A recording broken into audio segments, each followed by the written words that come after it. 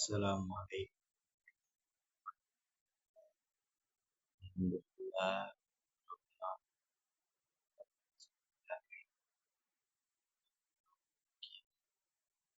Di sini sebentar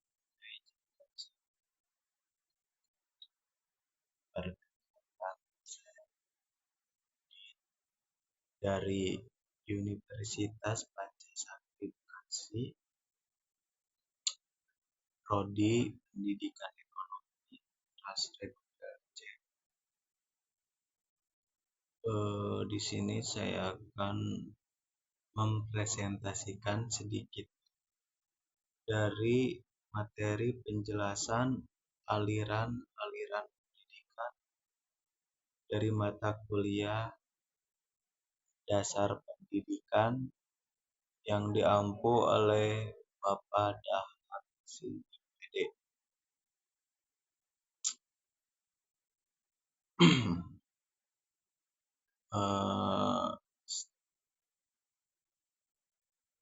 Kita langsung masuk ke pembahasan.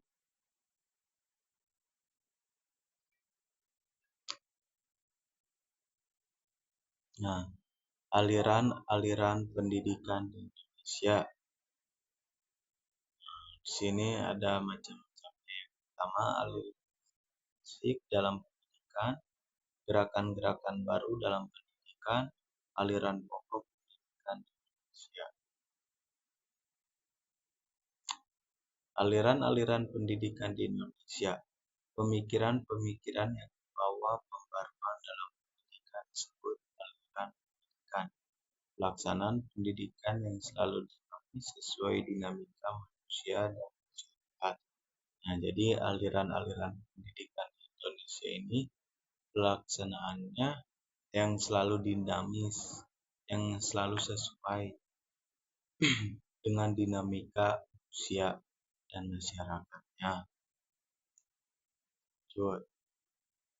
Nah, ada aliran-aliran klasik dalam pendidikan. Pertama ada teoritisme, yang kedua ada teori nativisme, ketiga teori konvergensi, yang keempat teori naturalisme. Nah, ada yang pertama teori empirisme. John Locke, dari kata empire yang berarti pengalaman, aliran empirisme atau experimental menyatakan bahwa perkembangan seorang individu dan ditentukan oleh pengalaman-pengalaman. Selama perkembangan individu tersebut, pendidikan pun termasuk pada pengalaman individu. Menurut teori tabula rasa, yaitu anak dilahirkan sebagaikan kertas putih atau meja berlapis lilin yang belum ada tulisannya. Menurut teori. Nah, ada yang kedua tadi aliran nativisme. Schopenhauer 1788 sampai 1860. Dari kata nati yang berarti terlahir, aliran nativisme menyatakan bahwa perkembangan individu ditentukan oleh faktor lingkungan atau bawaan sejak lahir. Nativisme percaya bahwa jika anak mempunyai bakat jahat, maka ia akan menjadi jahat. Tetapi jika memiliki bakat baik, maka ia akan menjadi baik. Aliran ini mengakibatkan pesimistis di dunia pendidikan karena pendidikan menjadi tidak berdaya menghadapi perkembangan manusia. Nah, menurut aliran nativisme ini, bahwa aliran pendidikan ini tergantung dari kelahirannya. Kalau lahirnya baik, maka pendidikan itu baik. Nah, dari dunia pendidikan aliran nativisme ini, jadi pendidikan menjadi tidak berdaya menghadapi manusia kalau menurut aliran nativisme ini. Nah, Ada yang ketiga aliran naturalisme J.J. Rousseau dari J.J. Rousseau 1712 sampai 1708. Aliran naturalisme menyatakan bahwa semua anak yang dilahirkan pada dasarnya dalam keadaan baik. Nah, ini beda lagi sama yang nativisme tadi. Anak menjadi rusak atau tidak baik karena campur tangan manusia. Pendidikan hanya memiliki kewajiban untuk memberikan kesempatan pada anak untuk tumbuh dengan sendirinya. Pendidikan hendaknya diserahkan kepada alam. Dalam mendidik seorang anak, hendaknya dikembalikan kepada alam agar pembawaan yang baik tersebut tidak dirusak. Lanjut. Pak. Aliran konvergensi Williamson 1871 sampai 1938. Aliran konvergensi mengemukakan bahwa pembawaan dan lingkungan mempunyai peran penting. Nah, aliran konvergensi ini mengemukakan bahwa aliran pendidikan tergantung pembawaan dari lingkungan. Aliran ini berpendapat bahwa anak telah memiliki pembawaan baik dan buruk sejak lahir ke dunia. Perkembangan selanjutnya dipengaruhi oleh lingkungan.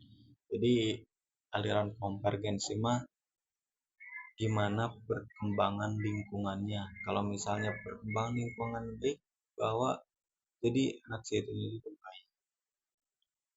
Begitu pun sebaliknya.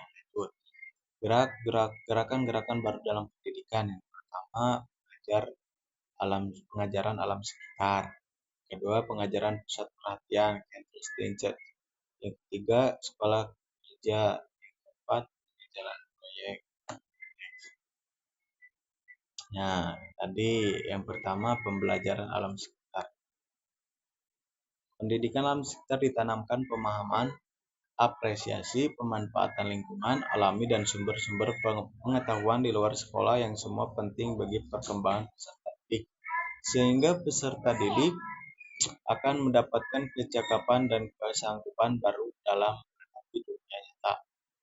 Melalui penjelajahan alam yang dilakukan, maka peserta didik secara langsung tentang keadaan alam sekitar sambil mengerjakan sesuatu dengan serta merta memanfaatkan waktu. Nah, yang kedua, pengajaran pusat perhatian Centered ditemukan oleh Ove de Crowley. Pengajaran disusun menurut pusat perhatian anak. Dari pusat perhatian ini kemudian diambil pelajaran-pelajaran lain. Dalam pengajaran ini anak selalu bekerja sendiri tanpa ditolong.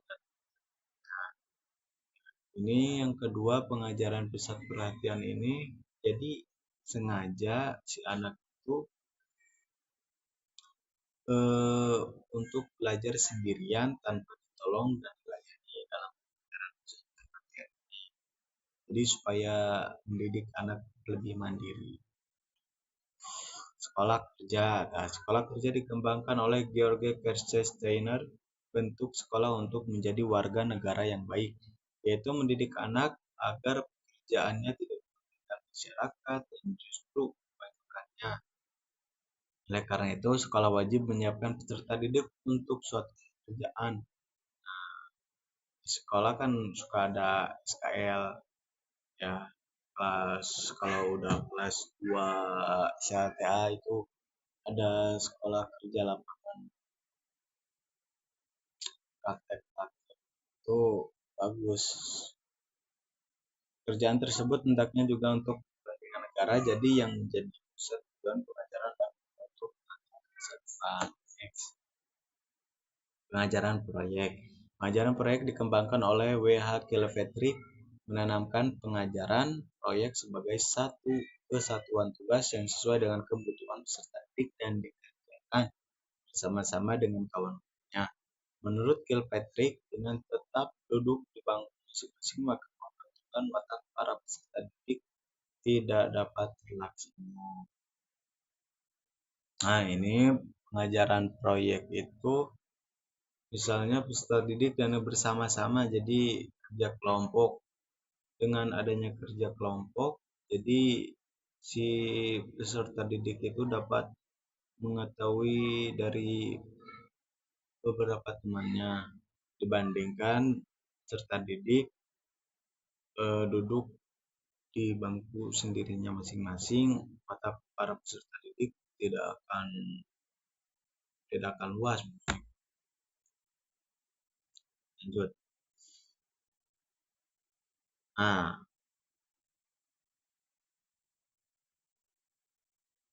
eh,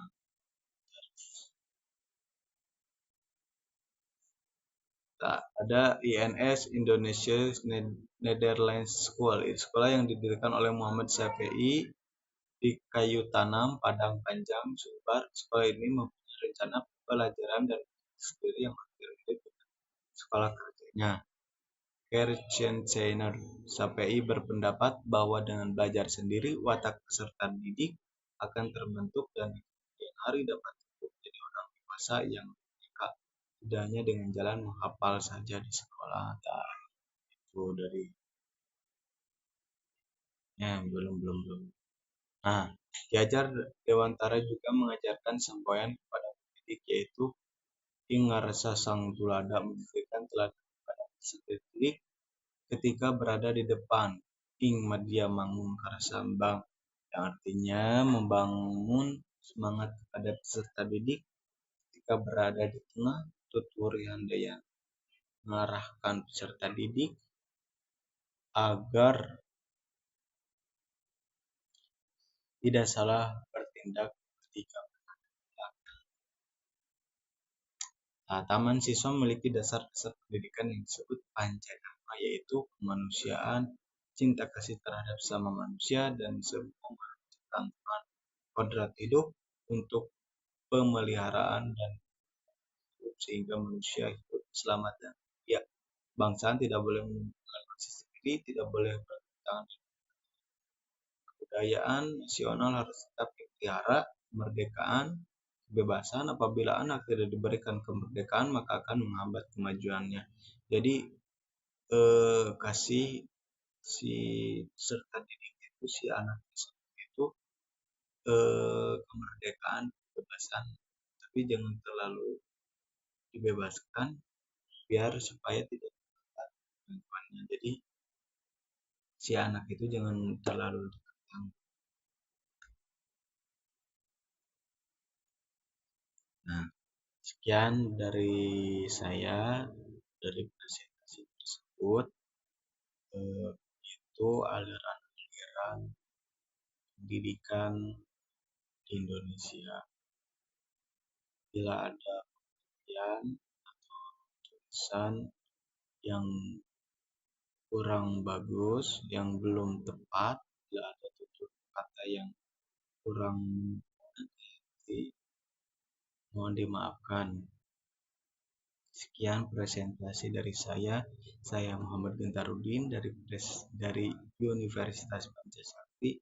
Assalamualaikum warahmatullahi wabarakatuh.